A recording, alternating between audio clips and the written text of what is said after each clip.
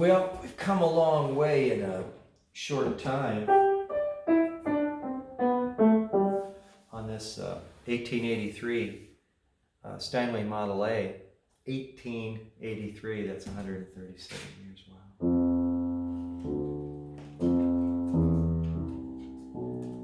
It responded well to needling of the hammerheads, the felts. The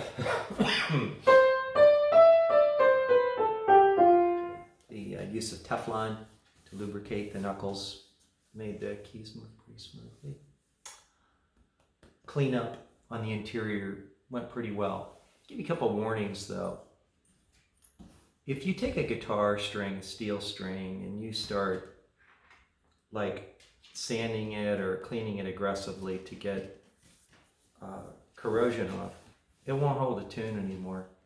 And you got to wash it with these piano keys too, and that's why I use that sunshine polishing cloth, because the less that you're taking material off the string, the better it's going to be tuning wise. So I would just caution you about that.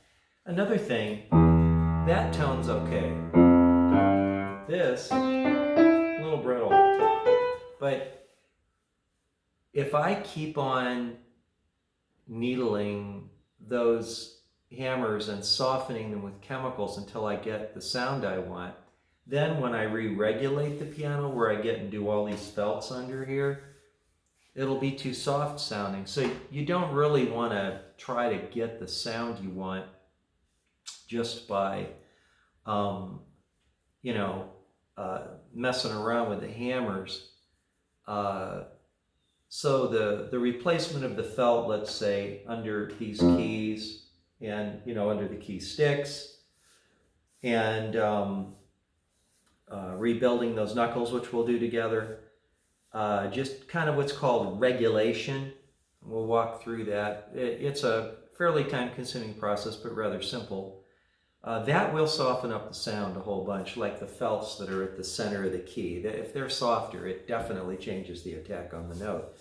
So you don't really want to keep on going too far with those hammers. I have some tough problems on this piano. I have some issues with the cases a little. Needs a little more work than I would, know how to do right now. I'll have to learn how to redo that one side. And I've got two of those very high note hammers. They're down to wood. In other words, somebody sanded the felts, I believe, and you can't do that on the high notes. They'll just cut through. It's either that or it wore through. I believe it got sanded out. I may be able to fix that. I'll have to think about it. I could grind out from another hammer that's a high note hammer, the wood, and then take the felt off and re-glue felt. I could try that, or I might just try and I've got a few extra, hammerheads, and I might try and custom make one for this. I might try that. So anyhow, and as far as the wood goes here, I didn't really use anything oil-based. I was just kind of wiping it down. I do have some lotion coming that's correct for this. I'm going to have to make a reinforcing rod for the pedal holder there, as one of them's missing. I'll have to get a lathe and have somebody help me make it. Anyway, so that's just some thoughts on what's ahead. I'll enjoy this piano for a few days and then pull the action and start, this whole key bed out of here and start rebuilding it. So as soon as I'm ready to do that. I have a lot of the felts that I need, some of them. I'll have to order a few. But anyhow, that's at least a recap of kind of where things are at. And you did notice that I had to shim the left side of the whole action bed. And that's quite common, that there's felt over there, and over the years it wears, and this whole keyboard just slides to the left a half a millimeter or even a millimeter.